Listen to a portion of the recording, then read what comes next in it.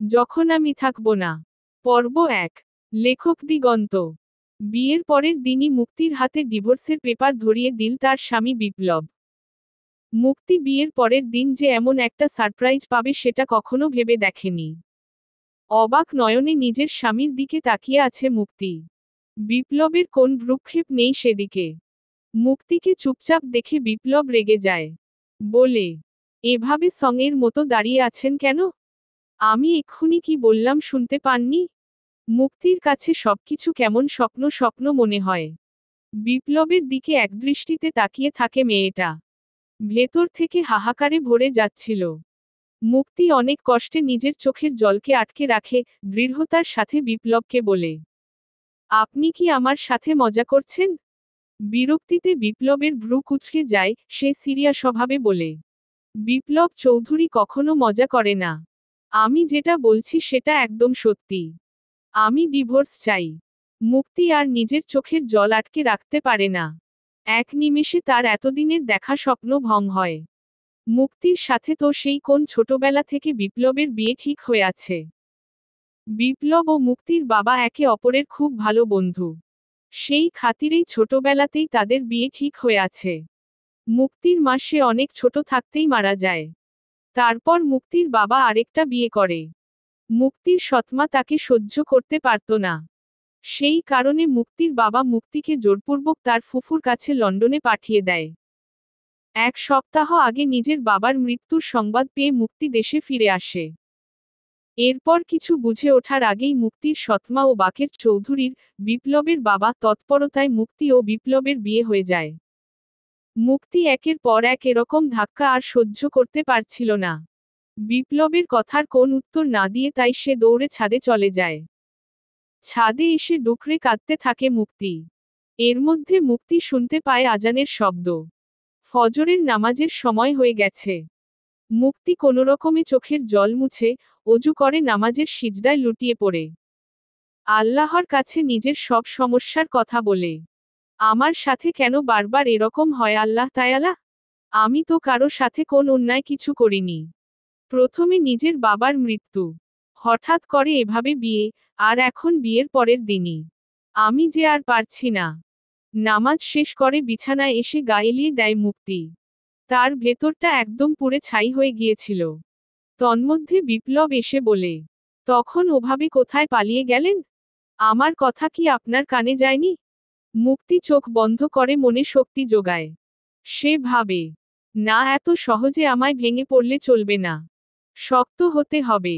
এরপর বিপ্লবের সামনে এসে সরাসরি প্রশ্ন করে, আপনি কেন বিয়ের পরের দিনই আমাকে ডিভোর্স দিতে চাচ্ছেন সেটা আগে বলুন। আমি যতদূর জানি কোন কারণ ছাড়া এভাবে ডিভোর্স হয় না। আমার কি কোন কমতি আছে? কথাটা শুনে বিপ্লবের চোখমুখ শক্ত হয়ে যায়। রাগে ক্ষোভে মুক্তিকে শক্ত করে ধরে সে বলে, হ্যাঁ আছে। আমার কোন ইন্টারেস্ট নেই আপনার উপর। ছোটবেলা থেকে আমার ইচ্ছে ছিল, নিজে পছন্দ করে ভালোবেসে একজনকে বিয়ে করব। সেখানে না জানি আপনি কোথা থেকে উড়ে এসে জুড়ে বসলেন। যাকে আমি চিনি না, জানি না, হুট করে বাবার কথা মতো তাকে বিয়ে করতে হলো। এরকম সম্পর্কে আমি ইন্টারেস্টেড নই। বিপ্লব একনাগাড়ে কথাগুলো বলে। মুক্তি কথাগুলো শুনে কি প্রতিক্রিয়া করবে ভেবে পাচ্ছিল না। শেষে বাধ্য হয়ে মুক্তি এমন একটা কাজ করে বসল যা ধারণার বাইরে ছিল। সে সরাসরি বিপ্লবকে প্রস্তাব দেয়, ঠিক আছে, আপনার ইচ্ছেই পূরণ হবে। আপনি আমাকে 1 মাসের সময় দিন। আমি হরফ করে বলে দিলাম এই 1 মাসে আপনি আমাকে ভালোবেসে ফেলবেন। আর যদি ভালো না বাসেন তাহলে আমি নিজে আপনাকে ডিভোর্স দিয়ে চলে যাব। বিপ্লব মুক্তির কথাটা শুনে বেশ অবাক হয়। সে হেসেই ফেলে কথাটা শুনে, যেন খুব মজার জোকস শুনেছে। মুক্তি বিপ্লবকে এভাবে হাসতে দেখে জিজ্ঞাসা করে, হাসছেন কেন আপনি? না, দেখছিলাম যে লন্ডনে থাকা একটা মেয়ে কিভাবে এত বোকা হতে পারে। আমি ভেবেছিলাম আপনি অনেক আধুনিক আর স্মার্ট হবেন, এখন দেখছি সবটাই উল্টো।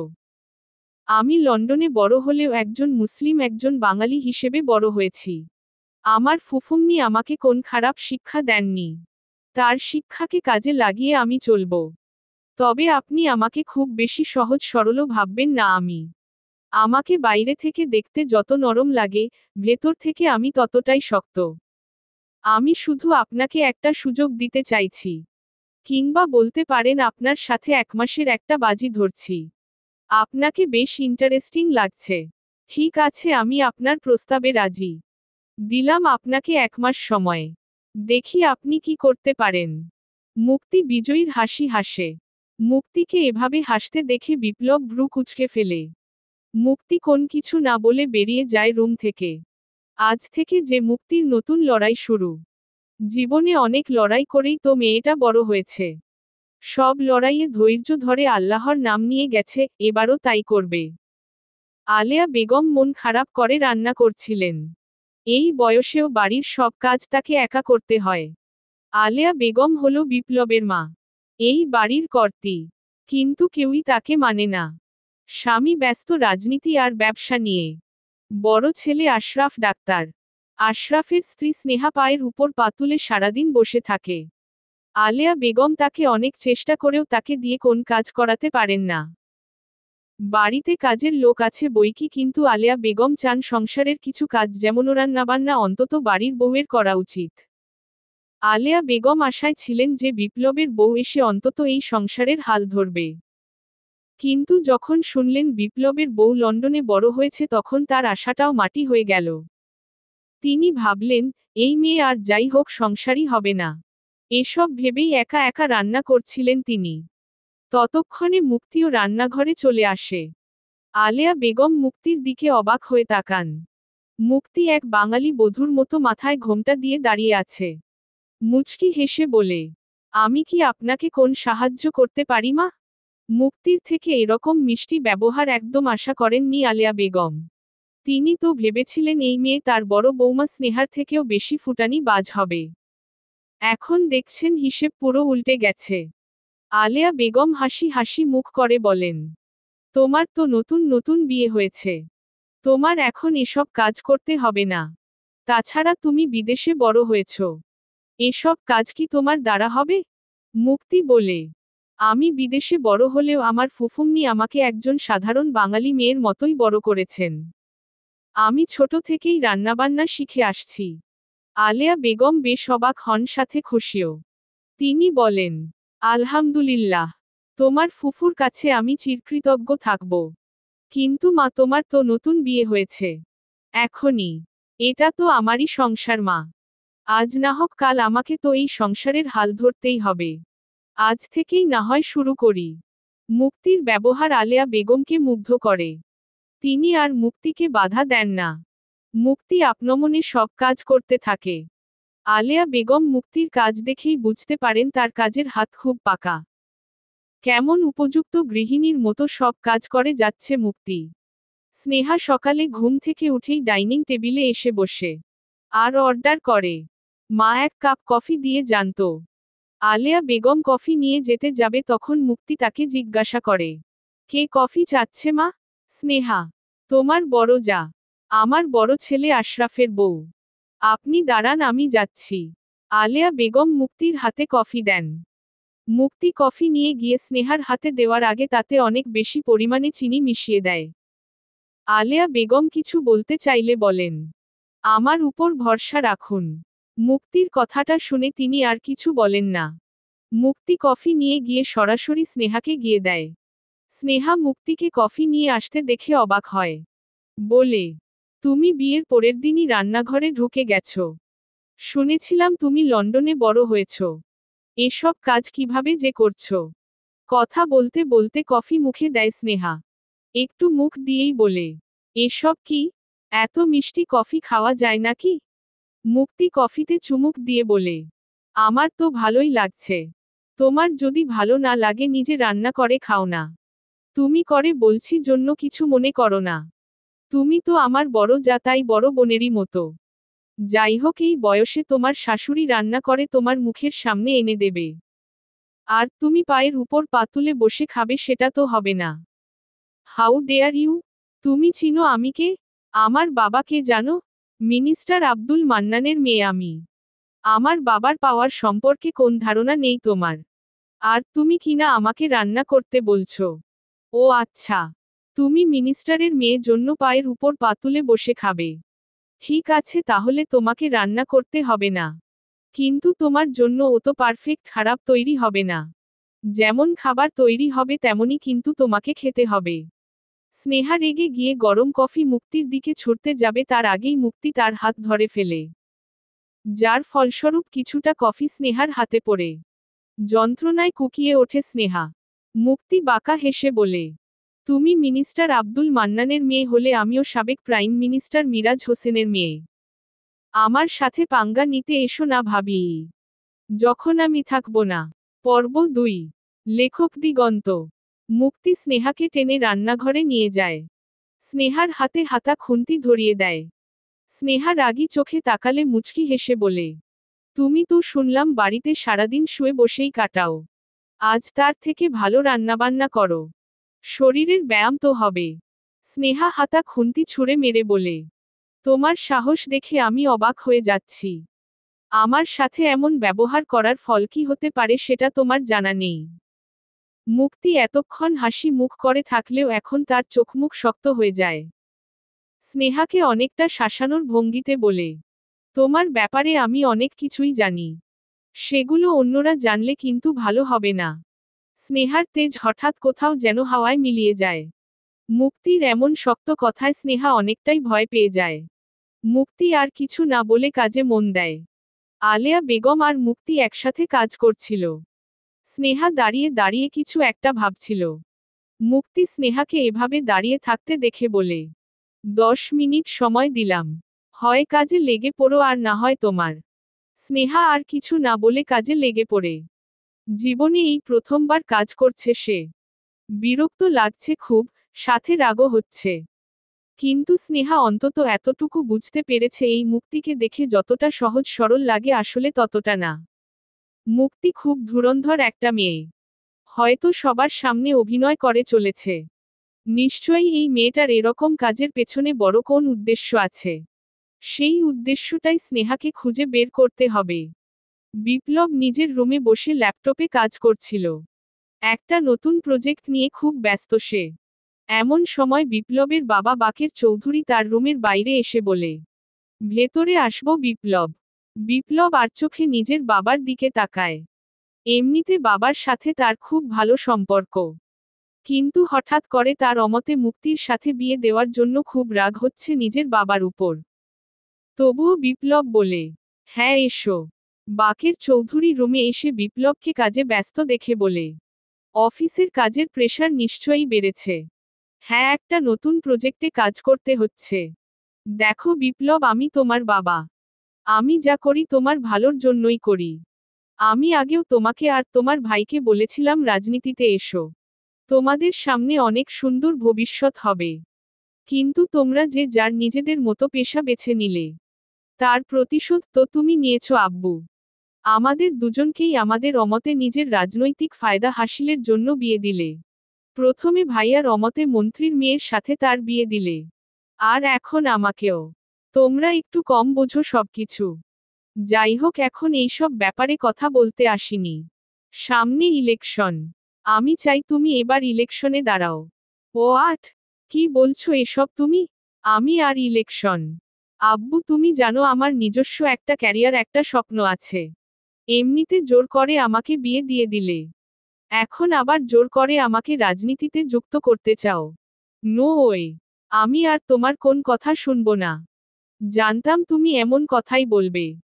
কিন্তু ভুলে যেও না আমি তোমার বাবা।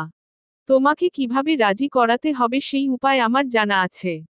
কথাটা বলে অদ্ভুতভাবে হেসে রুম থেকে বেরিয়ে যায় বাকের চৌধুরী। বিপ্লব বুঝতে পারে তার বাবার মনে কিছু একটা তো চলছেই। মুক্তি খাবার হাতে নিয়ে দরজার বাইরে দাঁড়িয়ে আছে। বিপ্লব বলে দিয়েছে সে এখন কাজে ব্যস্ত আছে। ডিনার করতে নিচে ডাইনিং টেবিলে যেতে পারবে না। তাই যেন বিপ্লবের খাবার উপরে তার রুমে পাঠিয়ে দেওয়া হয়। বিপ্লব এখনো মুক্তিকে দেখেনি। মুক্তি সামান্য কেশে বলে, ভেতরে আসবো। বিপ্লব মুক্তিতে দেখে বিরক্তির সুরে বলে, আপনি কেন এসেছেন? এই বাড়িতে কি আর কেউ ছিল না? মুক্তি বাঁকা হেসে বলে, আছে তো। কিন্তু সবাই তো আর আমার মতো ফ্রি নয়। সবার কাজ আছে। যে যার কাজে ব্যস্ত। তাই আমি আপনার খাবার নিয়ে এলাম। ভালো করেছেন। এখন খাবার রেখে চলে যান। আপনাকে আমার সহ্য হচ্ছে না। মুক্তি বিপ্লবের কথা মতো তার টেবিলের উপর খাবার রেখে যায়। যাওয়ার সময় মুচকি হেসে বলে, আজ আমাকে সহ্য হচ্ছে না। এক সময় হয়তো এমন সময় আসবে যখন আপনি আমাকে খুঁজবেন কিন্তু পাবেন না। মুক্তির কথাটা বিপ্লব গায়ে লাগায় না। মুক্তির নিজের মতো চলে যায়। মুক্তি নিচে এসে ডাইনিং টেবিলে সবাইকে খাবার পরিবেশন করতে থাকে। এই সময় মুক্তি বুঝে যায় এই পরিবারের সম্পর্কগুলো ঠিক নেই। আলেয়া বেগমের সাথে বাকের চৌধুরীর দূরত্ব চোখে পড়বে সবার আগেই। স্বামীকে বেশ ভয় পান এবং মেনে চলেন আলেয়া বেগম। আর এই ভয়ের কারণেই তাদের মধ্যে মানসিক দূরত্ব তৈরি করেছে। আশরাফের সাথেও স্নেহার সম্পর্ক ভালো নয় সেটাও বেশ ভালো বোঝা যাচ্ছে। আশরাফকে দেখে বেশ ভালো রুচিসম্মত মানুষই মনে হয়। স্নেহার মতো এত অহংকারী মেয়ের সাথে তার বনিমনা না হওয়াটাই স্বাভাবিক। খাওয়ার টেবিলেও স্নেহা একটা প্রসঙ্গ টেনে আনে যার কারণে ঝগড়া শুরু হয়। স্নেহা বলে, এই বছরই শীতে তো আমরা ঘুরতে যাচ্ছি তাই না আশরাফ? আশরাফ বেশ রাগী গলায় বলে, না, আমার সময় নেই। হসপিটালে ইদানিং রোগীর চাপ অনেক বেড়ে গেছে। এই সময় ছুটি নেওয়া সম্ভব নয়। তোমার আর কখন সময় থাকে? যখনই কিছু বলি তোমার শুধু অজুহাত আর অজুহাত। এই দেশে মনে হয় তুমি একাই ডাক্তার। আশরাফ উত্তরে আর কিছু বলে না। কিন্তু তার মুখ দেখেই বোঝা যাচ্ছিল অনেক কষ্টে নিজের রাগ নিয়ন্ত্রণ করে রেখেছে। সবার খাওয়া হয়ে গেলে মুক্তি ও আলেয়া বেগম খেতে বসে যায়। আলেয়া বেগম প্রসন্ন হয়ে বলেন, আজ অনেকদিন পর কারো সাথে বসে খাবার খাচ্ছি। এমনিতে তো একা একা বসে খেতে হয়। হঠাৎ করে বিপ্লব সেখানে এসে বলে, মুক্তি আপনি একটু আসুন তো, আপনার সাথে অনেক জরুরি একটা কথা আছে। মুক্তি খাওয়া ছেড়েই উঠে যায়। বিপ্লব মুক্তিকে রুমে নিয়ে এসে বলে, আপনার সাথে আরও একটা কন্ট্রাক্ট করার ছিল। মুক্তি বলে, কি কন্ট্রাক্ট? আজ থেকে এই রুমের অর্ধেক আপনার আর অর্ধেক আমার। আমি বিছানায় শোবো আর আপনি কাউচে। মুক্তি মাথা নাড়ায়। তারপর রুম থেকে যেতে যেতে বলে, একসময় নিজের পুরোটা আমাকে দিতে চাইবেন। কিন্তু সেদিন আর আমাকে পাবেন না। কারণ তখন আমি আর থাকব না। খাওয়া দাওয়া শেষ করে মুক্তি একটু ছাদে এসে দাঁড়ায়। শীতকালে দুপুরের এই রোদে বেশ শান্তি লাগে। যাকে বলা যায় মিষ্টি রোদ। তন্মধ্যে মুক্তির ফোন বেজে ওঠে। ফোনটা বের করে ফুফুন্নি নামটা দেখেই মুক্তির মুখে হাসি ফুটে ওঠে। ফোন রিসিভ করেই সালাম বিনিময় করে নেয়। ভালো মন্দর খোঁজ খবর নেওয়া শেষ হলে মুক্তির ফুফু তাকে বলে, তুই যেই কাজে ওখানে গিয়েছিস, সেই কাজটা কি হয়েছে? না, এখনো শুরু করিনি। আমাকে আগে অনেক কিছু শিওর হতে হবে। তারপর যা করার করব। যাই করিস ভেবে চিন্তে করিস। কোন ভুল যেন না হয়। হুম। আচ্ছা, এনাল ভাইয়ার খবর কি? এনালের কথা আর কি বলবো? তুই তো জানিস। এখনো ছেলেটা রেগে আছে। করুক রাগ। সব সময় এত হাসি খুশি থাকলে হয় না, মাঝে মাঝে একটু রাগ করেও থাকতে হয়। তুমি এখনই এনাল ভাইয়াকে কিছু বলিও না। ও যা ছেলে, সবকিছু জানতে পারলে এখানে এসে পুরো খেলাটা না ঘুরিয়ে দেয়।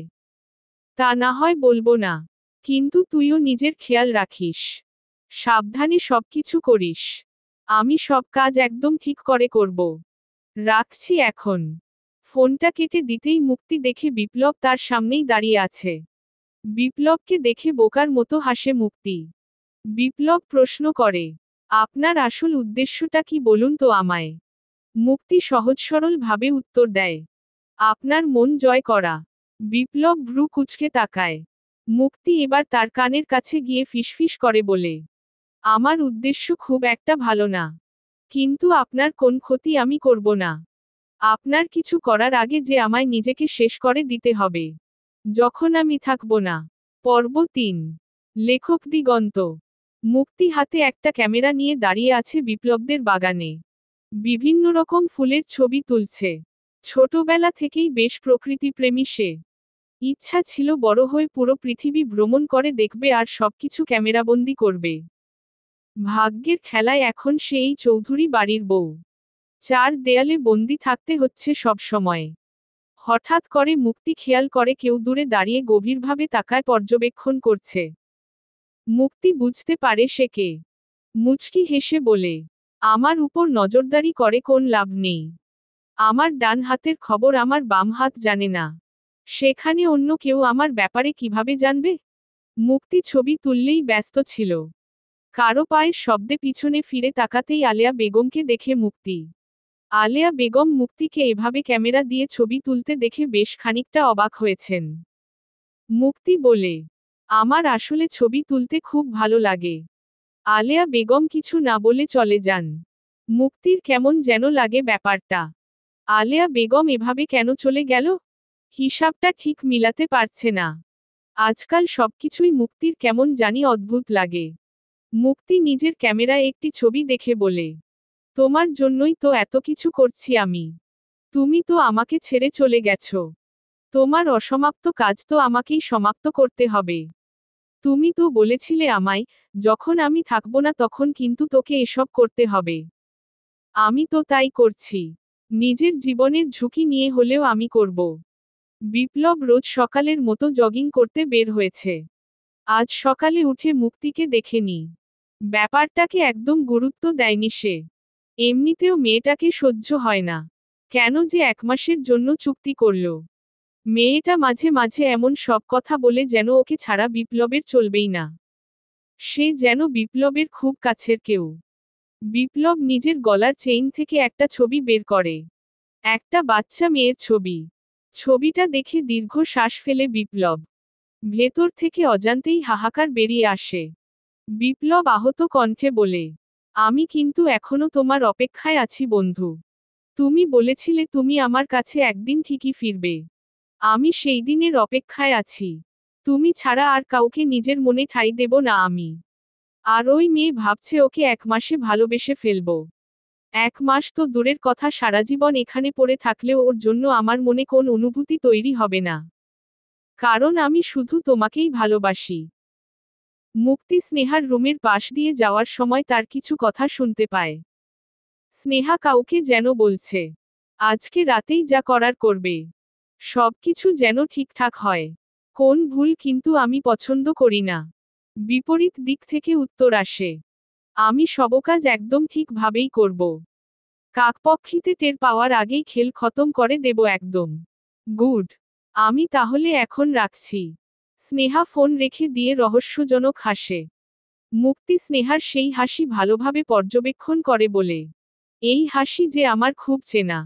তাহলে স্নেহা ভাবিই কি সে, যার খোঁজ আমি এতদিন ধরে করছিলাম? মুক্তি দরজার কাছেই দাঁড়িয়ে ছিল তখন হঠাৎ আশরাফ চলে আসে।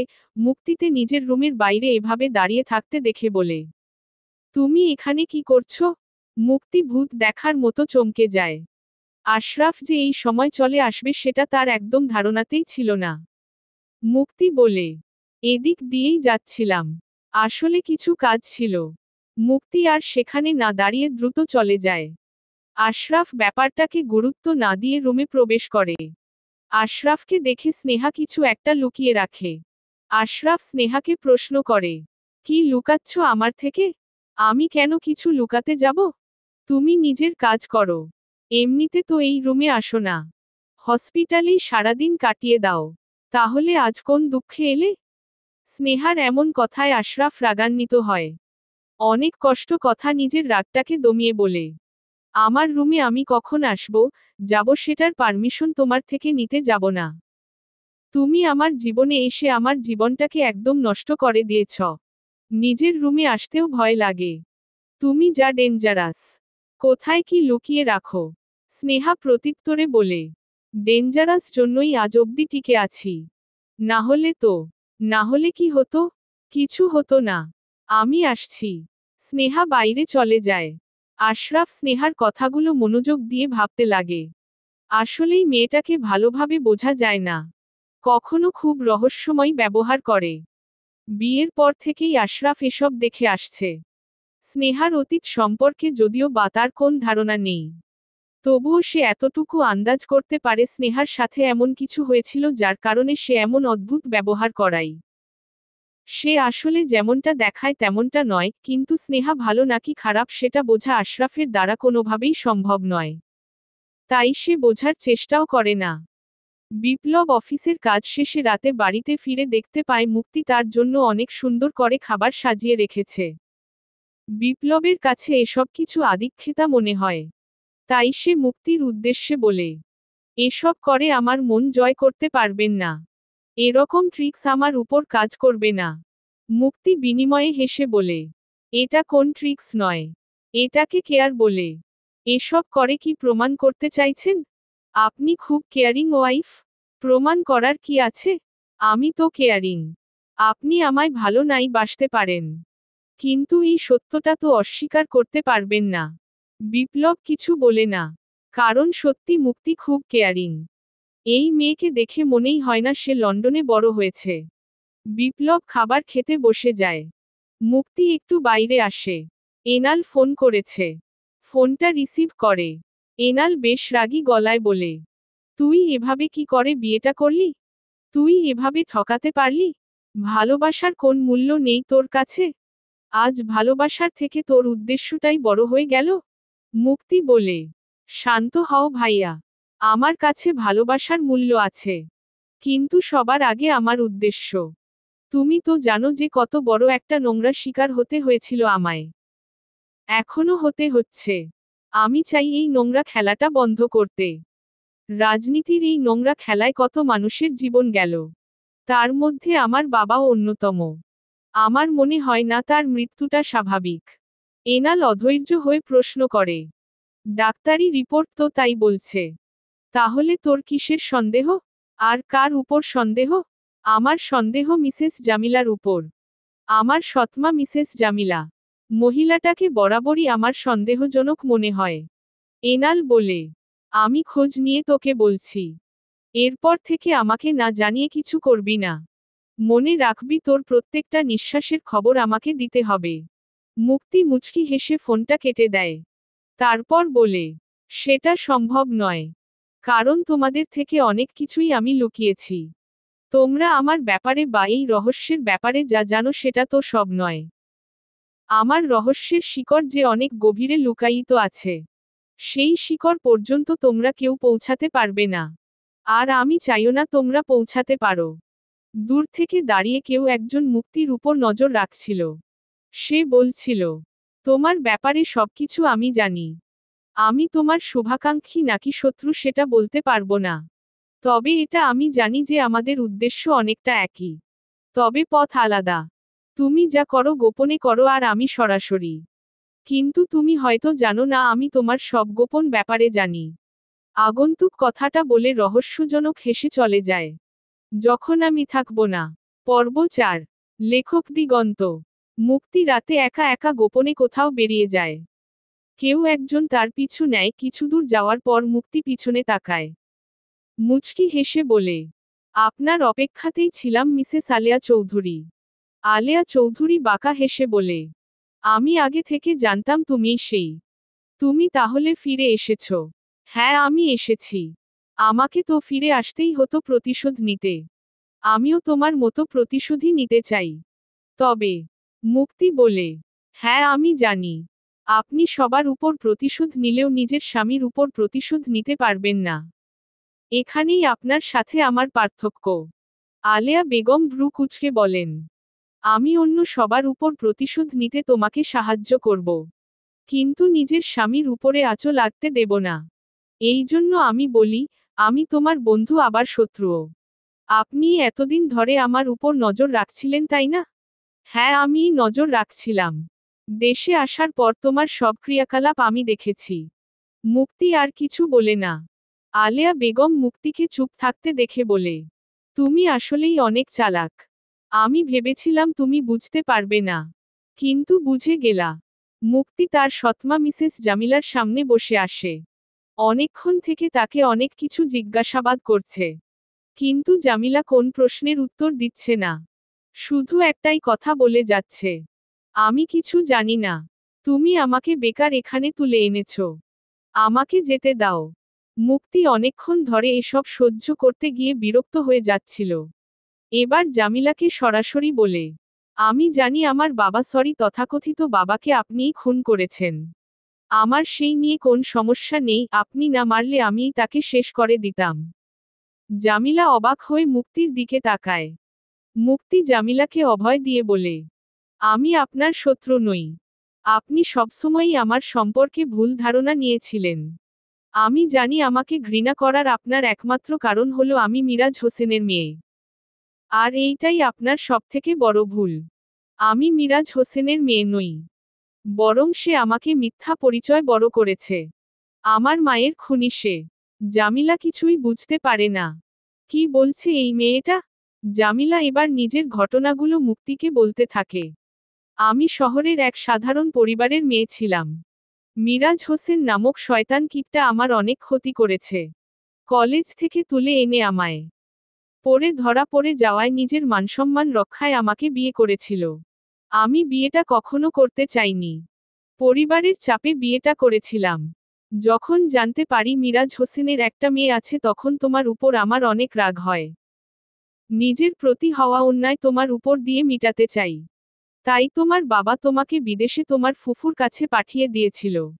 আমি অনেক আগেই চেয়েছিলাম মিরাজকে শেষ করে দিতে কিন্তু পারিনি। তখন আমি অসহায় ছিলাম। কিন্তু একজনের সহায়তায় আমি কিছুদিন আগে নিজের জমা রাগ তুলে নেই। কার সাহায্যে? জামিলা বলে দেয় যে, কে তাকে সাহায্য করেছিল। নামটা শুনে মুক্তি বেশ অবাকই হয়। ভাবে, এই লোকটা কেন সাহায্য করল? হিসাব তো কোনোভাবেই মিলছে না। আমি বুঝতে পারছি না কিছুই। মুক্তি আর সেখানে না দাঁড়িয়ে বেরিয়ে আসে। আলেয়া চৌধুরী বাইরে দাঁড়িয়ে ছিল। মুক্তিকে আসতে দেখে জিজ্ঞাসা করে, কিছু জানতে পারলে তুমি? অনেক কিছুই জানতে পারলাম। আচ্ছা সেসব বাদ দিন। আগে আমাকে বলুন আপনি আপনার কথা রাখবেন তো? আপনি বলেছিলেন নিজের স্বামী বাদে বাকি সবার উপর প্রতিশোধ নিতে আমাকে সাহায্য করতে হবে। সেটা করবেন তো? হ্যাঁ করব। আমার টার্গেট ছিল 4 জন। তাদের মধ্যে একজন ইতিমধ্যেই নিজের স্ত্রীর হাতেই খুন হয়েছে। আপনার স্বামী বাদে বাকি যে 2 জন আছে তাদের উপর প্রতিশোধ নিতে তাহলে আমার পাশে থাকুন। মুক্তি আজ বাড়ির সবার জন্য একা হাতে সবকিছু রান্না করেছে। বাকের চৌধুরীর দলের কিছু নেতাও আজ যোগ দিয়েছে ডিনারে। মুক্তি নিজের হাতে সবাইকে খাবার দিচ্ছে। খাবার টেবিলে বাকের চৌধুরী হঠাৎ করে এমন একটা ঘোষণা দেন যে সবাই অবাক হয়ে যায়। তিনি বলেন, এই বছর আমি আর ইলেকশনের টিকিট নেব না।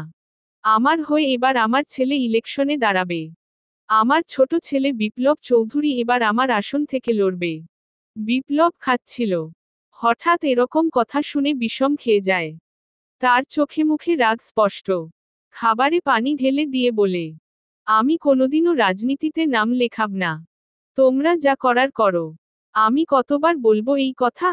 বাকের চৌধুরী সবার সামনে অপমানিত বোধ করেন।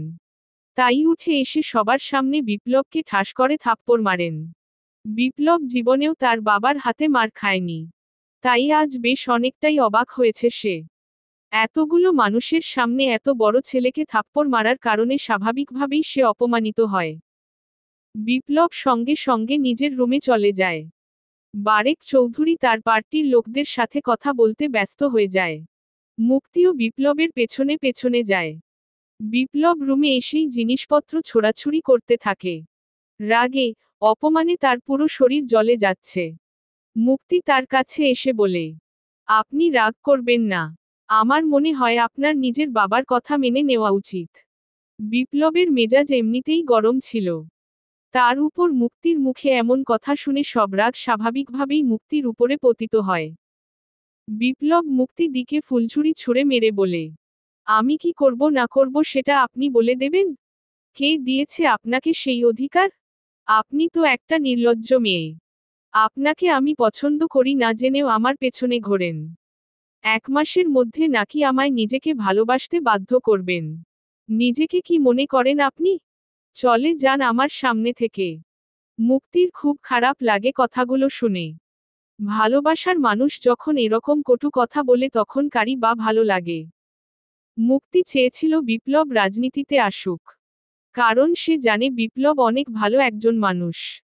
সে রাজনীতিতে এলে সাধারণ মানুষের ভালোর জন্যই কাজ করবে। কিন্তু বিপ্লব তো কিছু বুঝতেই চাইছে না। তাই মুক্তি আর কথা না বাড়িয়ে চলে আসে।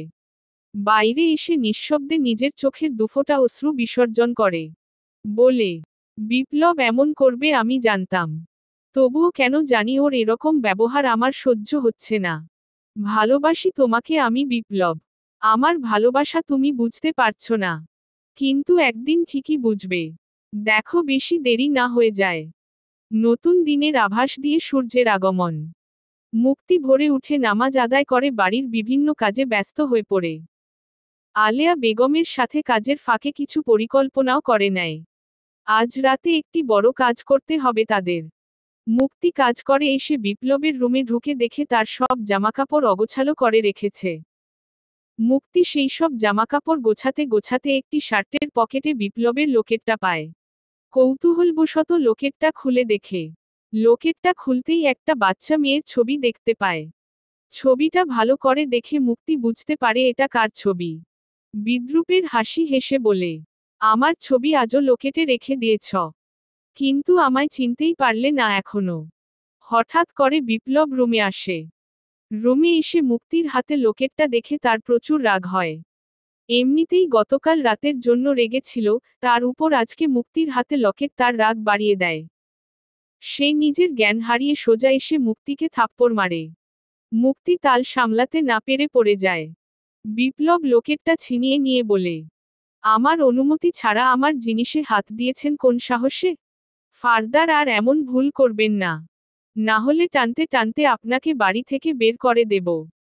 কথাটা বলে বিপ্লব চলে যাচ্ছিল তখনই মুক্তি একটি গানের কিছু কলি বলে, বুঝবি তুই খুঁজবি তুই, যখন আমি থাকব না, হাত বাড়িয়ে ডাকবি তুই, আর তো ফিরে আসব না, যখন আমি থাকব না। পর্ব 5। লেখক দিগন্ত। মুক্তি রহস্যজনক হাসছে। আজ সে নিজের একটা উদ্দেশ্য পূরণের পথে। তার প্রতিশোধের তালিকায় যারা ছিল তাদের একজনকে আজ শাস্তি দিতে চলেছে সে। তার আজকের শিকার বাকের চৌধুরীর ডানহাত খ্যাত আব্দুল্লাহ হক। সে বাকের চৌধুরীর অত্যন্ত বিশ্বস্ত একজন সঙ্গী। মুক্তির আজও মনে পড়ে যায় এই লোকটা কি করেছিল তার সাথে। তাই মুক্তি আজ সেসব কিছুর প্রতিশোধ নেবে। আলেয়া চৌধুরীর সাথে মিলে খুব সুন্দর একটা পরিকল্পনাও করে নিয়েছে। এখন শুধু রাত 12টা বাজার অপেক্ষা। ব্যাস তাহলেই মুক্তি শেষ করে দেবে আব্দুল্লাহ হককে। বিপ্লবের তখনকার ব্যবহারের জন্য মুক্তির মন বেশি ভালো নেই। তবে সে জানে বিপ্লব না জেনে এসব করেছে। যদি কখনো বিপ্লব জানতে পারে মুক্তি আসলে কে তাহলে কখনো এমন করত না। তবে মুক্তি চায় না বিপ্লব এখনোই তার সম্পর্কে জানুক। যদি জানে তাহলে তার উদ্দেশ্য পূরণের পথে বাধা সৃষ্টি হতে পারে। তাই মুক্তি আপাতত বিপ্লবকে কিছু জানতে দিতে চাইছে না। আলেয়া বেগম বাগানের ফুলগুলোতে পানি দিচ্ছে। এমনিতে এসব কাজ মালি করে থেকে কিন্তু আজ তার খুব ইচ্ছে করছে কাজগুলো করার। এক পর্যায়ে আব্দুল্লাহ হক চলে আসে সেখানে। আব্দুল্লাহ হককে দেখে আলেয়া বেগম বুকে চিনচিন ব্যথা অনুভব করেন। আজ রাতে এই লোকটাকে শাস্তি দিতে হবে। এটা কখনো ভাবেননি আলেয়া। একসময় যাকে নিজের থেকে বেশি ভালোবাসত আজ কিনা তারই মৃত্যুর বন্দোবস্ত করতে হচ্ছে। আব্দুল্লাহ আলেয়ার সামনে এসে মাথা নিচু করে নেয়। আলেয়া আব্দুল্লাহকে উদ্দেশ্য করে বলে, এত ঠকবাজ না হলেও পারতে। আব্দুল্লাহ মাথা উঁচু করে বলে, আর যাকেই ঠকাই না কেন আপনাকে ঠকানোর কথা কখনো ভাবিনি। আপনি তো জানেন সেটা। আলেয়া কোন উত্তর দেয় না। তার সামনে ভেসে আসে অতীতের কিছু স্মৃতি। যেই ভয়ঙ্কর অতীত আজ এইরকম একটা নোংরা খেলার সৃষ্টি করেছে। অতীত। রাজনীতির মঞ্চে মুশফিক রহিম এক চিরচেনা নাম। অনেক জনপ্রিয় এক জনদরদী নেতা তিনি। রাজনীতির মঞ্চে তাই তার একক আধিপত্য। মুশফিক হকের একমাত্র মেয়ে মতিয়া। দেখতে যেমন সুন্দরী তেমনই সুন্দর তার ব্যবহার। মনে কোনোরকম অহংকারের লেশমাত্র নেই। গরিব ধনী সবাইকে এক করে নেয়। বাবা ব্যস্ত রাজনীতিতে। তাই মতিয়াকে দেওয়ার মতো সময় তার নেই। এই নিয়ে মতিয়ার কোন অভিযোগও নেই। সে জানে তার বাবা একজন ভালো মানুষ। যা করে মানুষের ভালোর জন্যই করে। মতিয়া অবশ্য একা নেই। তার সাথে রয়েছে তার ফুফাতো বোন আলেয়া। মতিয়ার ফুফা ফুফি অনেক বছর আগে একটি সড়ক দুর্ঘটনায় মারা যায়। তারপরেই মুশফিক রহিম আলেয়াকে নিজের বাড়িতে এনে নিজের মেয়ের মতনই দেখেন। মতিয়ার শৈশব কৈশোর কেটেছে আলেয়ার সাথেই। এখন দুজনেই কলেজের ছাত্রী। এই বয়সেই আলেয়ার মনে বসন্ত লেগে গেছে। তাদের পাশের ভার্সিটির আব্দুল্লাহ নামের একটি ছেলেকে মন প্রাণ দিয়ে ভালোবাসে সে। আব্দুল্লাহ প্রথম প্রথম তাকে পাত্তা না দিলেও এখন দুজনের মধ্যে প্রণয় চলছে। অপরদিকে মতিয়ার এসব প্রেমে কোন আগ্রহ নেই। সে পড়াশোনা আর মানুষের সেবা নিয়েই থাকতে চায়। তবে আলেয়ার প্রেম নিয়েও তার কোন সমস্যা নেই। আলেয়ার প্রেমের গল্প শুনতে তার বেশ ভালোই লাগে। এরকমই একদিন আলেয়া মতিয়াকে ভার্সিটিতে নিয়ে যায় জোরপূর্বক। উদ্দেশ্য বর্ষবরণ অনুষ্ঠান দেখা। মতিয়া তার বাবার থেকে অনুমতি নিয়ে বর্ষবরণ অনুষ্ঠান দেখতে যায়। সেই অনুষ্ঠানে ভার্সিটির প্রায় সকল ছাত্রছাত্রী উপস্থিত ছিল। তাদের মধ্যে অন্যতম একজন ছিল বাকের চৌধুরী। ভার্সিটির ছাত্ররাজনীতির সঙ্গে যে ওতপ্রোতভাবে জড়িত। একটি ছাত্র সংগঠনের সাধারণ সম্পাদক সে। দাঁড়িয়ে অনুষ্ঠান দেখার সময় হঠাৎ করে বারেকের চোখ আটকে যায় সুন্দরী এক রমণীর দিকে। যার সরু দুই জোড়া চোখ, গালে টোল পড়া হাসি মুগ্ধ করে তাকে। বারেক মুগ্ধ হয়ে মেয়েটিকে দেখতে থাকে। আব্দুল্লাহ বারেকের পাশেই দাঁড়িয়ে ছিল। ছোটবেলা থেকেই তারা একে অপরের বন্ধু। তাই বারেক আব্দুল্লাহকে ডেকে মেয়েটিকে দেখিয়ে দিয়ে বলে, কে ওই সুন্দরী রমণী? আব্দুল্লাহ বাকের চৌধুরীর ইশারামতো সেদিকে তাকিয়ে বলে, ওই মেয়েটার কথা বলছো ওস্তাদ? ওর নাম তো মতিয়া। মন্ত্রী মুশফিক রহিমের একমাত্র মেয়ে। তোমাকে আলেয়ার কথা বলেছিলাম না? আমার প্রেমিকা। আলেয়ার ফুফাতো বোন ওই মেয়েটা। বাকের ব্যাকুল কণ্ঠে বলে, আমাকে যে করেই হোক মেয়েটার সাথে কথা বলার ব্যবস্থা করে দে। আচ্ছা ওস্তাদ, দেখছি। আব্দুল্লাহ বরাবরই বাকেরের বাধ্য। তাই তাকে কোন প্রশ্ন না করে সামনে এগিয়ে আসে। কিন্তু তার বুঝতে আর বাকি নেই যে তার ওস্তাদ প্রেমে পড়েছে। তাও আবার তারই প্রেমিকার বোনের। ভাবা যায়। কিন্তু আব্দুল্লাহর পৌঁছানোর আগেই মতিয়া সেখান থেকে চলে যায়। আব্দুল্লাহ মতিয়াকে খুঁজে না পেয়ে আলেয়াকে জিজ্ঞাসা করে, তোমার মামাতো বোন কই? এখানেই তো ছিল। জানি না কোথায় গেল। অন্যদিকে মতিয়া একজনের দিকে মুগ্ধদৃষ্টিতে অপলক তাকিয়েছিল। জীবনে প্রথম কারো জন্য এমন অদ্ভুত অনুভূতির জন্ম হলো তার মনে। সে যেন নেশাক্ত হয়ে গিয়েছিল সুদর্শন যুবকের মধ্যে। মতিয়া অবাক হয়ে অবলোকন করছিল যুবকটির সৌন্দর্য। এক পর্যায়ে চোখ যায় ছেলেটির বুকে লাগানো ব্যাচের দিকে, যেখানে লেখা ছিল, আব্দুল মান্নান বর্তমান। মুক্তি ও আলেয়া অধীর আগ্রহে বসে আছে 12টা বাজার জন্য। এর মাঝে আলেয়ার চোখ ইতিমধ্যেই ভিজে গেছে। মুক্তি বুঝতে পারছে তার অবস্থাটা। তাই তার বুকে মাথা রেখে বলে, এখনো ভালোবাসেন তাকে? আলেয়া চোখের জল মুছে বলে, ভালোবাসা কখনো হারিয়ে যায় না। ভালোবাসা মনের মাঝে খুব সুপ্তভাবে লুকিয়ে থাকে। জানি এটা বলা অন্যায় হবে কারণ আমার স্বামী, সন্তান সব আছে। তবুও সত্য তো সত্যই। আব্দুল্লাহকে একসময় খুব ভালোবাসতাম আমি। আর আজ সেই ভালোবাসার মানুষটাকেই কিনা। মুক্তি তৎক্ষণাৎ বলে, আপনি সেই আব্দুল্লাহকে ভুলে যান যে আপনাকে পাগলের মতো ভালোবাসত। যে ছিল এক সহজ, সরল ব্যক্তি। বরং সেই ভয়ানক আব্দুল্লাহকে মনে করুন। তাহলেই দেখবেন আপনি সাহস পাবেন তাকে শেষ করার। আলেয়া মাথা নাড়ায়। হঠাৎ করে মুক্তির ফোন বেজে ওঠে। মুক্তি ফোনটা রিসিভ করতেই বিপরীত দিক থেকে এনাল বলে ওঠে, এত বড় সত্যটা তুই কেন আমার থেকে লুকিয়েছিস? মুক্তি বুঝতে পারে না এনাল কি বলতে চাইছে। তাই সে জিজ্ঞাসা করে, কি বলছো একটু বুঝিয়ে বলবে? তুই আমার মামাতো বোন না? মিরাজ হোসেনের মেয়ে না তুই? আজ মা বাবার কথোপকথনের মাধ্যমে আমি এই সত্যটা জানতে পারলাম। তাহলে বল আমায় কে তুই? মুক্তি বাঁকা হেসে বলে, তুমি একদম ঠিক জেনেছ। আমি তোমার মামাতো বোন নই। মিরাজ হোসেনের মেয়ে নই আমি। মিরাজ হোসেনের সাথে আমার কোন সম্পর্ক নেই। অবশ্য এটা বললে ভুল হবে যে কোন সম্পর্ক নেই। সম্পর্ক ছিল, তবে এটা প্রতিশোধরে। সেই প্রতিশোধ অন্য কেউ নিয়ে নিয়েছে, তবে আমি নিজের হাতে তাকে শাস্তি দিতে পারলে আরো বেশি খুশি হতাম। এনাল ব্যাকুল হয়ে বলে, কিসের প্রতিশোধের কথা বলছিস তুই? আমাকে সত্য করে বল, কি তোর আসল পরিচয়? মুক্তি বলে, সময় হলে তুমি সব জানতে পারবে। আপাতত এটা জেনে রেখ আমার উদ্দেশ্য প্রতিশোধের। আর আজ আমি এমনই একজনের উপর প্রতিশোধ নিতে চলেছি। এমন সময় আলেয়া বলে ওঠে। 12টা বেজে গেছে মুক্তি। মুক্তি ফোনটা কেটে দিয়ে বলে, চলুন আমাদের কাজ শুরু করে দেই। যখন আমি থাকব না। পর্ব 6। লেখক দিগন্ত। মুক্তি সকালে ঘুম থেকে উঠে চলে যায় রান্নাঘরে। আলেয়া চৌধুরী সাথে খুব জরুরি কথা আছে যে তার। রান্নাঘরে প্রবেশ করেই মুক্তি দেখতে পায় আলেয়া মাথা নিচু করে রান্না করে চলেছে। মুক্তিকে দেখে গতরাতের প্রসঙ্গ তুলে বলে, গতকাল রাতের জন্য তুমি চাইলেই আমাকে দোষ দিতে পারো। আমি কিছু মনে করব না। কিন্তু একটা কথা, আমি চেষ্টা করেছিলাম। তোমাকে ধোঁকা দেওয়ার কোন অভিপ্রায় আমার কখনো ছিল না, এখনো নেই। আমি তোমার পাশে আছি। মুক্তি মুচকি হেসে বলে, আমি জানি আপনি আমার সাথেই আছেন। আপনাকে আমি কোন কিছুর জন্যই দোষ দেব না। মুক্তির কথায় আলেয়া চৌধুরী স্বস্তি পায়। কিন্তু তার এই স্বস্তি বেশিক্ষণ স্থায়ী হয় না। তাদের বাড়ির এক কাজের মেয়ে দৌড়ে এসে খবর দেয়, সর্বনাশ হয়ে গেছে ম্যাডাম। পাশের ডোবা থেকে আব্দুল্লাহ হকের গলাকাটা মৃতদেহ উদ্ধার করা হয়েছে। স্যার ওখানেই আছেন। আমার তো শুনেই পুরো শরীরটা কাঁপছে। মানুষটাকে কেউ কেন এত নিষ্ঠুরভাবে হত্যা করলো আমি বুঝতে পারছি না। আলেয়া চৌধুরীর বুক কেঁপে ওঠে। যাই হোক না কেন একসময় পাগলের মতো ভালবাসত সে আব্দুল্লাহকে। তার মৃত্যুর সংবাদে কষ্ট পাওয়াই অবশ্য স্বাভাবিক।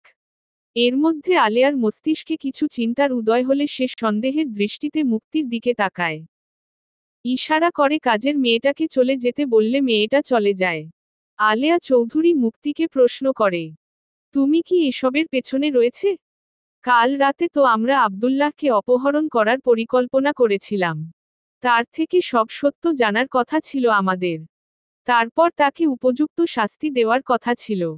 এর কিছুই হলো না। কাল রাতে আমরা তো আব্দুল্লাহর কোন খোঁজই পেলাম না। তাহলে এখন কিভাবে এসব হলো? মুক্তি দৃঢ়তার সাথে বলে, আমি এই ব্যাপারে কিছু জানি না। আমি আলাদা করে কোন পরিকল্পনা করিনি। এর পেছনে অন্য কারো হাত আছে। এবার আমাদের তাকেই খুঁজে বের করতে হবে। বিপ্লব আজ অফিসে যায়নি। কোন শারীরিক সমস্যা না, আজ সমস্যা তার মনের। কেন জানি আজ ভেতর থেকে কোন চাপা কষ্ট অনুভব করছে। মন খারাপের অছিলাতেই আজ অফিসে যায়নি সে। জানে এর কারণে বসের অনেক কথা শুনতে হবে কিন্তু সে নিরুপায়। মনের অসুখ যে বড় অসুখ। শারীরিক অসুখের অনেকে মনের অসুখকে তুচ্ছ মনে করে কিন্তু সত্যিকার অর্থে মনের অসুখ শরীরের অসুখের থেকে বেশি ভয়ানক। বিপ্লব ঘুমানোর চেষ্টা করছিল কিন্তু তার চোখে ঘুম আসছিল না। এমন সময় স্নেহা তার রুমে প্রবেশ করে। বিপ্লবকে শুয়ে থাকতে দেখে বলে, বেশ ভালোই তো আছো দেখছি। নতুন বউ, নতুন সংসার, সবকিছু নিয়ে বেশ আনন্দেই দিন পার করছো। এটাই হয়তো তোমার আসল রূপ। সব পুরুষ মানুষই একজনকে পেলে আরেকজনকে ভুলে যায়। তাই তুমিও খুব সহজেই। বিপ্লব স্নেহাকে তার কথা সম্পূর্ণ করতে না দিয়েই বলে, আমি তাকে ভুলিনি ভাবি। এখনো আমার বক্ষমাঝে সে অবস্থান করে। কথাটা বলে নিজের বুকে থাকা লকেট থেকে ছবিটি বের করে স্নেহাকে দেখায় বিপ্লব। ছবিটি দেখে স্নেহা আবেগলাপুত হয়ে বলে, নেহা। বিপ্লব হালকা হেসে বলে, এই পৃথিবীর সবাই ওকে ভুলে গেলেও আমি কখনো নেহাকে ভুলতে পারবো না। নেহা আমার হৃদয় জুড়ে থাকবে সব সময়। অন্য কেউ আমার মন থেকে নেহার জায়গা দখল করে নিতে পারবে না। তুমি নিশ্চিন্তে থাকতে পারো এই ব্যাপারে। স্নেহা প্রসন্ন হয়ে রুম থেকে বের হয়। রুম থেকে বের হতেই তার কেমন জানি একটা মন খারাপ আগে। নিজেকে বড্ড স্বার্থপর মনে হয় তার। নেহা তো এখন আর নেই। তাহলে বিপ্লব কেন তাকে আজীবন মনে রাখবে? এই পৃথিবীতে তো কোন কিছুই থেমে থাকে না। আমি কি স্বার্থপরতা করছি না? মুক্তির প্রতি হওয়া অন্যায়কে কি সমর্থন করছি না আমি? মুক্তি তো এখন বিপ্লবের বউ। তার পূর্ণ হক আছে বিপ্লবের উপর। সেখানে বিপ্লব, না এটা ঠিক নয়। কিন্তু আমি যে এই বেঠিক কাজেই সায় দিচ্ছি। কি করব? আমি যে স্বার্থপর, অনেক বেশি স্বার্থপর। আব্দুল্লাহ হকের মৃত্যুতে খুব ভেঙে পড়েছেন বাকের চৌধুরী। যতই হোক তার বিশ্বস্ত বন্ধু, তার ডানহাত বলে কথা। সেই ছোটবেলা থেকে তাদের এই সুন্দর বন্ধুত্ব। আব্দুল্লাহ হকের মৃত্যু তাই সত্যিকার অর্থেই তার কাছে বেদনাদায়ক।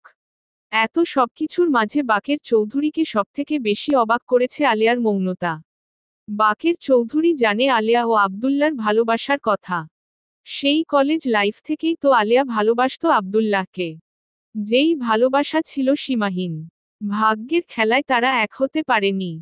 ভাগ্যের খেলা যে বড় নিষ্ঠুর। যার থেকে রেহাই পায়নি বাকের চৌধুরীর মতো মানুষও। নিজের প্রাণপ্রিয় বন্ধুর ভালোবাসার মানুষটাকে বিয়ে করতে বাধ্য হয়েছে। আলেয়া নতুন সংসার করলেও আব্দুল্লাহ জীবনটা একাই কাটিয়ে দিল। বিয়েশাদী করেনি সে। এসব থেকেই খুব ভালোভাবে বোঝা যায় আব্দুল্লাহ কত ভালোবাসতো আলেয়াকে। আলেয়াও কি ভুলতে পেরেছিল আব্দুল্লাহকে? হয়তো স্বামী সংসার এসব নিয়ে ব্যস্ত ছিল। কিন্তু মনের কোণে কিছুটা হলেও জায়গা জুড়ে তো আব্দুল্লাহ রয়েই গিয়েছিল। আলেয়া যখন চা নিয়ে বাকের চৌধুরীর সামনে আসে তখন বাকের চৌধুরী আর থাকতে না পেরে সরাসরি প্রশ্নই করে বসে। তুমি এত নিশ্চুপ কেন আজ? আব্দুল্লাহর মৃত্যুর খবর কি তুমি শোনোনি? যাকে একটা সময় ভালোবাসতে তার মৃত্যু কি বিন্দুমাত্র কষ্ট দেয়নি তোমাকে? আলেয়া স্বাভাবিক ভঙ্গিতেই বলে। বিশ্বাসঘাতকদের জন্য নষ্ট করার মতো জল আমার চোখে নেই। বাকের চৌধুরী দমে যায় আলেয়ার কথাটা শুনে। কারণ তার কাছে বলার মতো আর কিছু নেই। সে নিজেও সবটা জানে। আলেয়া বাকের চৌধুরীকে চা দিয়ে রান্নাঘরে ফিরে এলে মুক্তি বলে, চায়ে ঘুমের ওষুধ মিশিয়েছেন তো? আলেয়া মাথা নাড়িয়ে সম্মতি জানায়। আলেয়ার চোখে মুখে ভয় আর দুশ্চিন্তার ছাপ স্পষ্ট, যেটা মুক্তির চোখ এড়ায় না। মুক্তি আলেয়াকে অভয় দিয়ে বলে, চিন্তা করবেন না। আপনার স্বামীর কোন ক্ষতি আমি করব না। তার কাছ থেকে কিছু প্রশ্নের উত্তর জানতে চাইব শুধু। আর বেশি কিছু নয়। মুক্তির কথায় আলেয়া স্বস্তি না পেলেও ভরসা পায়। অন্যদিকে চা খাওয়ার কিছুক্ষণ পর ঘুমের ঘোরে ঢলে পড়ে বাকের চৌধুরী। মুক্তি ও আলেয়া নিজেদের কাজে লেগে পড়ে। বাকের চৌধুরীর জ্ঞান ফিরলে সে নিজেকে একটি আবদ্ধ করে আবিষ্কার করে। চোখ মেলেই মুক্তিকে দেখতে পায়। মুক্তি ভেবেছিল তিনি হয়তো অবাক হবেন, কিন্তু মুক্তিকেই অবাক করে দিয়ে স্বাভাবিক ভঙ্গিমায় বসে থাকেন বাকের চৌধুরী। মুক্তির দিকে এক পলক তাকিয়ে বাঁকা হেসে বলে, বাকের চৌধুরীকে তুমি এখনো চিনতে পারোনি। আমি বড্ড জেদি। আমার ইচ্ছের বিরুদ্ধে আমার সাথে কেউ কিছু করতে পারে না। তুমি আমাকে এখানে নিয়ে আসতে পেরেছ তার কারণ আমি চেয়েছি এখানে আসতে। আমি না চাইলে তুমি কখনো পারতে না। মুক্তি নিজেকে সামলে নিয়ে বলে, একটা মানুষের যে কত রূপ, কত ছলনা থাকতে পারে সেটা আপনাকে না দেখলে বুঝতাম না। আপনি কেন জামিলাকে দিয়ে আমার তথাকথিত বাবা মিরাজ হোসেনকে মেরে ফেলার ব্যবস্থা করেছেন, আর কেনই বা নিজের প্রাণপ্রিয় বন্ধুকে নিজের হাতে? বাকের চৌধুরী ইশারা করে থামিয়ে দেয় মুক্তিকে। কিছুক্ষণ চুপ থেকে বলে, মিসেস মতিয়া মান্নানকেও আপনি শেষ করেছিলেন তাই না? বাকের চৌধুরী বলেন, যাকে ভালোবাসা যায় তাকে কখনো মেরে ফেলা যায় না। যখন আমি থাকব না। পর্ব ৭। লেখক দিগন্ত। মুক্তি বাকের চৌধুরীকে বলে, আর কত নাটক করবেন আপনি? আমি জানি আপনিই মতিয়া মান্নানের খুনি। আপনি ছাড়া এই কাজ কেউ করতে পারে না। আপনি, আমার বাবা আব্দুল মান্নান, আব্দুল্লাহ হক আর মিরাজ হোসেন মিলে আমার মাকে মেরে ফেলেছিলেন। আপনাদের শাস্তি দেওয়াই আমার মূল উদ্দেশ্য, যেটা আমি অবশ্যই পূরণ করব। বাকের মুক্তির উদ্দেশ্যে বলে, আমি জানি তুমি মতিয়ার মেয়ে নেহা। মুক্তি অবাক হয়ে যায় কথাটা শুনে। বাকের চৌধুরী কিভাবে এই কথাটা জানল? তার তো এটা জানার কথা না। মুক্তিকে গভীর চিন্তায় মগ্ন দেখে বাকের চৌধুরী বলে, তুমি আগে আমার কাছে অতীতের ব্যাপারে শোন। তাহলেই সবকিছু বুঝলাম পারবে। অতীত। মুশফিক রহিম তার একমাত্র মেয়ের বিয়ের জন্য পাত্র দেখা শুরু করেন। কিন্তু তিনি তার মেয়ের মতামতকে গুরুত্ব দিতেন। তাই তো মতিয়াকে জিজ্ঞাসা করে, তোমার কি কাউকে পছন্দ? আমি তোমার বিয়ের কথা ভাবছি। মতিয়া তার বাবার কাছে কিছু লুকায় না। ভার্সিটির মাঠে সেই দিন যেই ছেলেকে সে ভালোবেসেছিল তার নাম বলে দেয়। মতিয়া বলে, হ্যাঁ, আব্দুল মান্নান নামের একজনকে। সে আমাদের কলেজ লাগোয়া ভার্সিটিতেই পড়ে। মুশফিক রহিম খুব খুশি হয়ে যায় মতিয়ার কথা শুনে। বলে, ওই ভার্সিটিতে যেই আব্দুল মান্নান আছে সে তো আমার বন্ধু আসাদ মান্নানের ছেলে। বাহ, বেশ ভালো, আমি তাহলে বিয়ের কথাবার্তা শুরু করে দেই। তুমি এখন ভেতরে যাও। মতিয়া খুশিমনে নিজের রুমের ভেতরে যায়। পরের দিন কলেজে যাওয়ার পথে আবার নিজের পছন্দের মানুষটাকে দেখতে পায় মতিয়া। দূর থেকে বাকের চৌধুরীও তাকে দেখে। আসলে মতিয়া যাকে পছন্দ করেছিল সে বাকের চৌধুরীই। বাকের চৌধুরী ও আব্দুল মান্নান একে অপরের খুব ভালো বন্ধু, যাকে বলে গলায় গলায় ভাব। সেদিন অনুষ্ঠানে একে অপরের ব্যাজ পরিবর্তন করে নিয়েছিল তারা, যার কারণে মতিয়া বাকের চৌধুরীকে দেখে ভেবেছে সে আব্দুল মান্নান।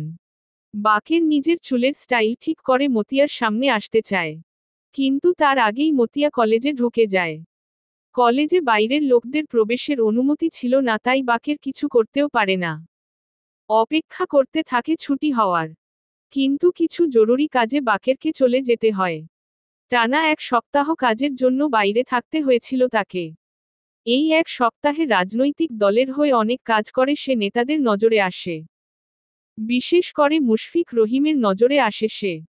মুশফিক রহিম এর মধ্যে তার বন্ধু আসাদ মান্নানের সাথে মতিয়া আব্দুলের বিয়ের ব্যাপারে কথা বলে নিয়েছি। 1 মাসের মধ্যে বিয়ের কথা ঠিক হয়। তবে আপাতত কথাটা গোপন রাখা হয়। আসাদ মান্নান যেন হাতে চাঁদ পেয়ে যান। অবশেষে তার স্বপ্ন পূরণ হতে চলেছে। মুশফিক রহিম বর্তমানে দলের প্রধান নেতা। অনেক সম্পত্তি আর ক্ষমতা তার। তার মেয়েকে ছেলের বউ বানাতে পারলে সোনায় সোহাগা। বাকের কাজ সেরে ফিরে এসে আবার মতিয়ার সাথে দেখা করে। এবার ফুল দিয়ে তাকে নিজের মনের কথাও বলে। সাথে এও বলে, আমি আজ তোমার কাছে উত্তর চাইব না। কাল দুপুরে এই সময়ে আমাকে উত্তর দেবে। পরের দিন যথাসময়ে মতিয়া এসে জানায় সেও বাকেরকে ভালোবাসে। বাকের খুশিতে আত্মহারা হয়ে যায়, মতিয়া লজ্জায় চলে যায়। তখনও অবধি মতিয়া জানতে পারে না বাকেরের আসল নাম। এরপর রোজই তাদের দেখা সাক্ষাৎ কথাবার্তা হতো। কিন্তু মতিয়া বাকেরের নাম জানতে চায় না আর বাকেরও নিজের নাম বলে না। তাই তাদের মধ্যে সবকিছু ধোঁয়াশা থেকে যায়। এর মধ্যে একদিন মুশফিক রহিম সবার সামনে নিজের মেয়ের সাথে আব্দুল মান্নানের বিয়ের ঘোষণা দেন। খবরটা রাজনৈতিক মঞ্চে বেশ সাড়া ফেলে, পেপার পত্রিকার হেডলাইনের প্রধান খবরে পরিণত হয়। বিয়ের কথা প্রকাশ্যে আসার পর মতিয়াকে আর বাড়ি থেকে বের হতে দেওয়া হয় না। মতিয়াও খুশি ছিল, কারণ সে জানত মুশফিক রহিম তার সাথে তার ভালোবাসার মানুষটার বিয়েই ঠিক করেছে। অন্যদিকে বাকের যখন সংবাদটা পায় তখন সে কষ্টে, দুঃখে পাগলপ্রায় হয়ে যায়। মতিয়ার সাথে যোগাযোগ করার চেষ্টা করে, কারণ তার বাড়ি থেকে বের হওয়া নিষেধ। 2 দিন পরই তার বিয়ে। বাকেরের একবার মনে হলো মুশফিক রহিমের সাথে কথা বলবে। কিন্তু সেটাও সম্ভব ছিল না। কারণ মুশফিক রহিমের সাথে এত সহজে দেখা করা যায় না। তার সাথে দেখা করার জন্য অনেক আগে থেকে তার সেক্রেটারির সাথে কথা বলতে হয়। শেষে অনেক কষ্ট করে মতিয়ার বিয়ের একদিন আগে গোপনে তার রুমে যায় বাকের। রুমে গিয়ে মতিয়াকে নিয়ে পালিয়ে আসতে চায়। এই প্রথম মতিয়া তার ভুলটা আবিষ্কার করে। সে যাকে আব্দুল মান্নান ভাবত সে আসলে বাকের। মতিয়ার চোখ বেয়ে জল পড়তে থাকে। নিজের করা ভুলের জন্য আফসোস হয়। কিন্তু নিজের বাবার মান সম্মানের কথা চিন্তা করে মতিয়া বাকেরকে খালি হাতে ফিরিয়ে দেয়।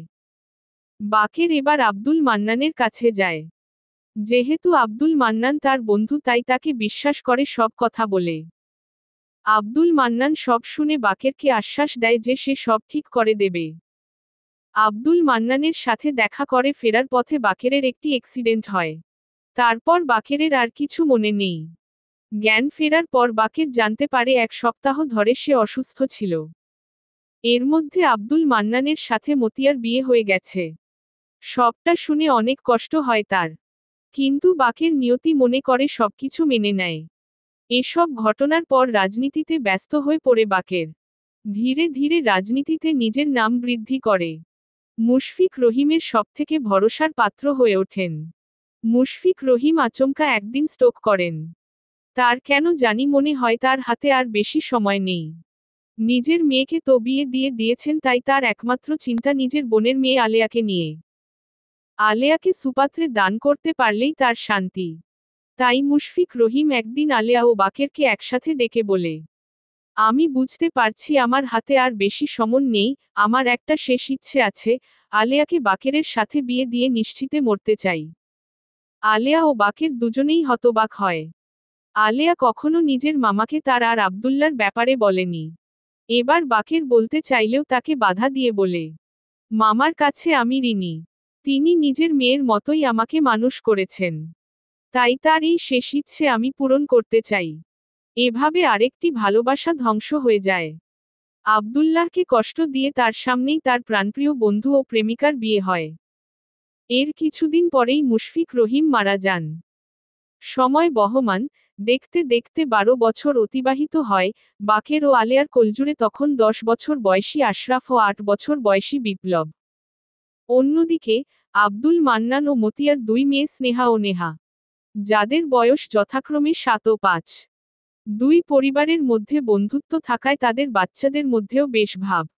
বিশেষ করে নেহা ও বিপ্লবের একে অপরের সাথে খুব ভাব। সবসময় তারা বর বউ খেলে। সবকিছু আপাতদৃষ্টিতে সুন্দর মনে হলেও ভিতরের রহস্যগুলো ধীরে ধীরগতির সামনে আসতে থাকে। মতিয়া আবিষ্কার করে কিছু তিক্ত সত্য। তার বাবা স্বাভাবিকভাবে মারা যায়নি। তাকে মেরে ফেলা হয়েছিল। এর পেছনে কার কার হাত আছে এটারই অনুসন্ধানে নামে সে। এই অনুসন্ধানে যেটা বেরিয়ে আসে সেটা আরও বেশি ভয়ানক ছিল। মতিয়া জানতে পারে তার বাবার মৃত্যুর পেছনে তার স্বামী আব্দুল মান্নানের হাত রয়েছে। ক্ষমতার লোভে আব্দুল মান্নান সহ তার বন্ধু মিরাজ হোসেন এবং আব্দুল্লাহ হক রয়েছে এর পেছনে। আব্দুল্লাহ মূলত আলেয়াকে হারানোর ক্ষোভ থেকেই কাজটা করেছিল। মতিয়া সবটা জানার পর প্রমাণ সংগ্রহে নেমে পড়ে। একসময় সব প্রমাণও সংগ্রহ করে ফেলে। কিন্তু আব্দুল মান্নান জেনে যায় সবকিছু। তিনি মতিয়াকে মেরে ফেলার জন্য তার পেছনে লোক লাগায়। স্নেহা স্কুলে ছিল তাই মতিয়া তার ছোট মেয়ে নেহাকে নিয়ে পালিয়ে আসে বাড়ি থেকে। এই পরিস্থিতিতে ভরসা করার মতো একজনকেই পায় মতিয়া। আর সে হলো বাকের চৌধুরী। তাই তার সঙ্গে যোগাযোগ করার চেষ্টা করে, তার ফোনে কল করে। অন্যদিকে বাকেরের মন মেজাজও ভালো নেই। আজ সে অনেক বড় একটা সত্য জানতে পেরেছে। যে 12 বছর আগে আব্দুল মান্নান ও মতিয়ার বিয়ের আগে তাদের যে অ্যাক্সিডেন্ট হয়েছিল তার পেছনে আব্দুল মান্নানের বাবা আসাদ মান্নানের হাত ছিল। কয়েক বছর আগে লোকটা মারা গেছে। তাই আজ কিছু করতে পারছে না। তা না হলে ঠিকই তার মুখোমুখি হয়ে প্রশ্ন করত। অন্যদিকে আব্দুল মান্নান তার বন্ধু মিরাজ হোসেনকে বলে, মতিয়াকে মেরে ফেলবি কিন্তু আমার মেয়ে নেহার যেন কোন ক্ষতি না হয়। মিরাজ তাই করে। মতিয়া সবেমাত্র বাকেরকে ফোন করে। বাকের ফোন রিসিভ করতেই বলে, তোমাকে অনেক বড় একটা সত্য। কথা সম্পূর্ণ হওয়ার আগে মিরাজ এসে ফোনটা কেড়ে নিয়ে দূরে ছুঁড়ে ফেলে। নেহাকে টেনে হিচড়ে বের করে নিয়ে তারপর মতিয়াকে গাড়িতে লক করে দেয়। কিছুক্ষণ পর একটি ট্রাক এসে গাড়িটিকে ধাক্কা দেয়। নেহা চিৎকার করে বলছিল, আমি সবকিছু জানি। আব্বু, মিরাজ আঙ্কেল মিলে নানাকে মেরে ফেলেছে। আম্মু আমায় বলেছে। এখন আম্মুকেই মারা হলো। মিরাজ নেহার মুখ চেপে ধরে আব্দুল মান্নানকে সব জানায়। আব্দুল মান্নান বলে, আমার মেয়ের কোন ক্ষতি করবে না। প্রয়োজনে ওকে দূরে পাঠিয়ে দাও, আটকে রাখো, তাও ওর যেন কোন ক্ষতি না হয়। মিরাজ হোসেন তাই করে। প্রথমে নেহাকে আটকে করে, পরে সুযোগ বুঝে নিজের বোনের কাছে লন্ডনে পাঠিয়ে দেয়। এসব কিছুর বিনিময়ে আব্দুল মান্নানকে ভয় দেখিয়ে একসময় প্রাইম মিনিস্টার হয়ে যায়। যখন আমি থাকব না। পর্ব 8 অন্তিম পর্ব। লেখক দিগন্ত। মুক্তি বাকের চৌধুরীর মুখে সব কথা শুনে অবাক হয়ে যায়। তার মানে তার ধারণা ভুল ছিল। মুক্তি এতদিন ভাবত বাকের চৌধুরী, আব্দুল মান্নান, আব্দুল্লাহ হক ও মিরাজ হোসেন মিলে তার মাকে খুন করেছে। আজ মুক্তি বুঝতে পারছে তার ধারণা কতটা ভুল ছিল। মুক্তি বাকের চৌধুরীর সামনে এসে বলে, আজ আমি অনেক অজানা সত্য জানতে পারলাম। আমার এখনো বিশ্বাস হচ্ছে না যে আমার মাকে এভাবে মেরে ফেলা হয়েছিল। শুধু তাই নয়, আমার নানাকেও। প্রতিশোধ তো প্রায় সম্পূর্ণ। এখন শুধু আব্দুল মান্নানকে তার পাপের শাস্তি পেতে হবে। বাকের চৌধুরী মুক্তিকে বলে, ভালো করে ভেবে দেখো। উনি কিন্তু তোমার বাবা। তুমি কি ওনার উপর প্রতিশোধ নিতে পারবে? আমার কাছে ওনার একটাই পরিচয়, উনি আমার মায়ের খুনি। আমি ওনাকে ওনার পাপের শাস্তি অবশ্যই দেব। বাকের চৌধুরী বলে, তার আর কোন দরকার নেই। আমি অলরেডি সব ব্যবস্থা করে রেখেছি। আব্দুল মান্নানের গাড়িতে টাইম বোম্ব সেট করেছি। এতক্ষণে ও বোধ হয় স্নেহা বাকের চৌধুরীকে ফোন করে বলে, আপনাকে অনেক ধন্যবাদ আঙ্কেল আমার মায়ের খুনিদের শাস্তি দেওয়ার জন্য। আমি যখন প্রথম সবটা জানতে পেরেছিলাম আমারও খারাপ লেগেছিল। এখন আর খারাপ লাগছে না। আমার মা এখন খুব খুশি হয়েছে। যেখানে আছেন সেখান থেকেই তোমার জন্য অনেক বড় একটা উপহার পাঠিয়ে দিচ্ছি আমি। কি উপহার? তোমার বোন নেহাকে তোমার কাছে পাঠিয়ে দিচ্ছি। মুক্তিই হলো নেহা। স্নেহা খুব খুশি হয় কথাটা শুনে। এতদিন ধরে তার বোন তার চোখের সামনে ছিল অথচ সে চিনতেও পারেনি। বাকের বলে, আর একটু অপেক্ষা করো শুধু। বাকের ফোনটা কেটে দিয়ে মুক্তিকে বলে, যাও তুমি তোমার জীবনটা সুন্দরভাবে উপভোগ করো। যখন আমি থাকবো না তখন কিন্তু আমার অবর্তমানে তোমাকে সবকিছু সামলাতে হবে। আমার পরিবার, আমার রাজনীতি সব। মুক্তি বলে, আমাকে ক্ষমা করবেন প্লিজ। কিন্তু আর যাই হোক আমি রাজনীতি করব না। আমার একদমই ভালো লাগে না এসব। শুধুমাত্র এই রাজনীতির জন্য আমার পুরো জীবন বদলে গেছে। আমার মা, নানা সবার মৃত্যুর কারণ এই রাজনীতি। সেই রাজনীতিতে আমি জড়াবো না।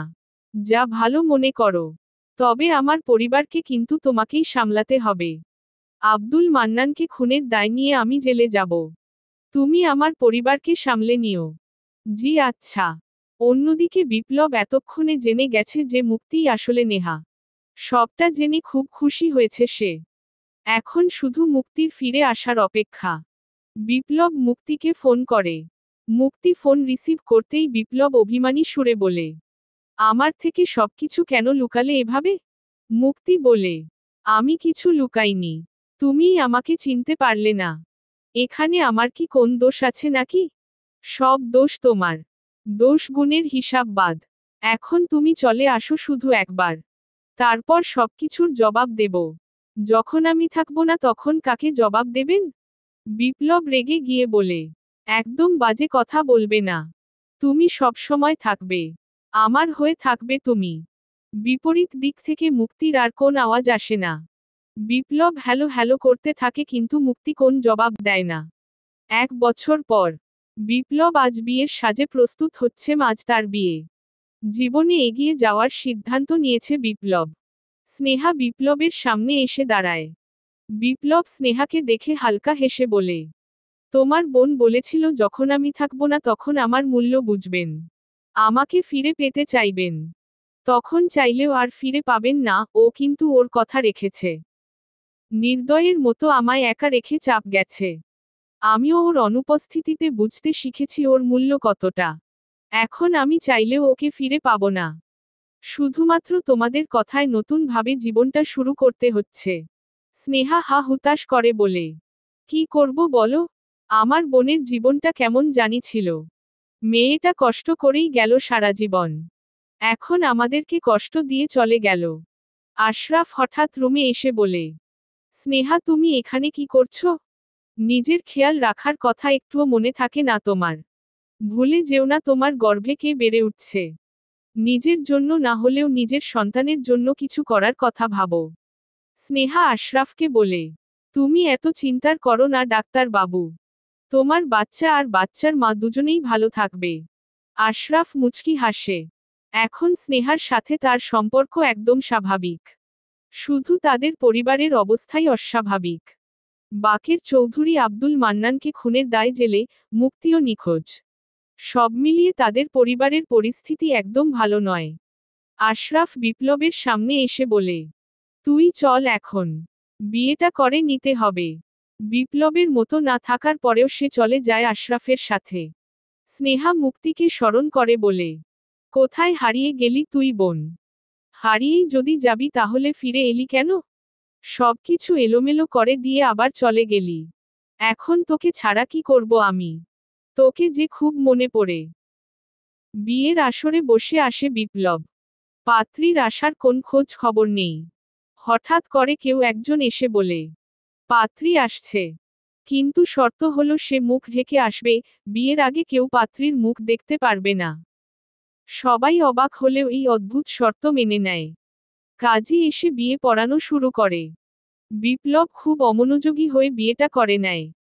কবুল বলার পর পাত্রীকে খুব তড়িঘড়ি করে বিদায় দিয়ে দেওয়া হয়।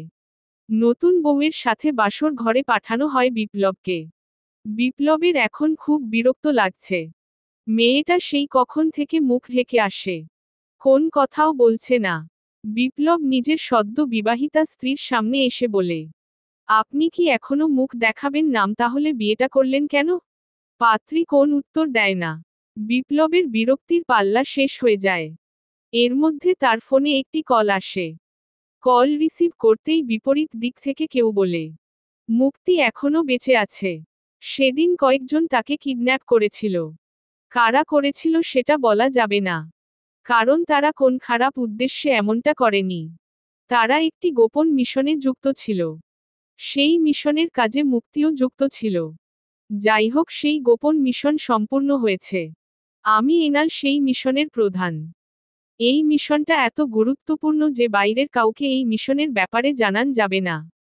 বিপ্লব প্রশ্ন করে, মুক্তি কোথায়? কিন্তু কলটা কেটে দেয়। বিপ্লব কোন উত্তর না পেয়ে কাঁদতে থাকে। এ কি করে ফেলল সে? মুক্তির ফিরে আসার অপেক্ষা না করেই বিয়ে করে নিল। বিপ্লবের নিজের উপর রাগ করতে থাকে। সে তার সদ্য বিবাহিতা স্ত্রীর উদ্দেশ্যে বলে, চলে যান এখান থেকে। আপনার প্রয়োজন নেই আমার লাইফে। মেয়েটি গান গেয়ে ওঠে, ভালোবাসার অপার সুখে পাই না তোকে এই বুকে, মরছি আমি ধুকে ধুকে, থাকবে কি পাশেই আমার দুঃখে, বুঝবি তুই খুঁজবি তুই, যখন আমি থাকব না, হাত বাড়িয়ে ডাকবি তুই, আর তো ফিরে আসব না। বিপ্লব অস্ফুট স্বরে বলে ওঠে, মুক্তি, তুমি ফিরে এসেছ। সমাপ্ত।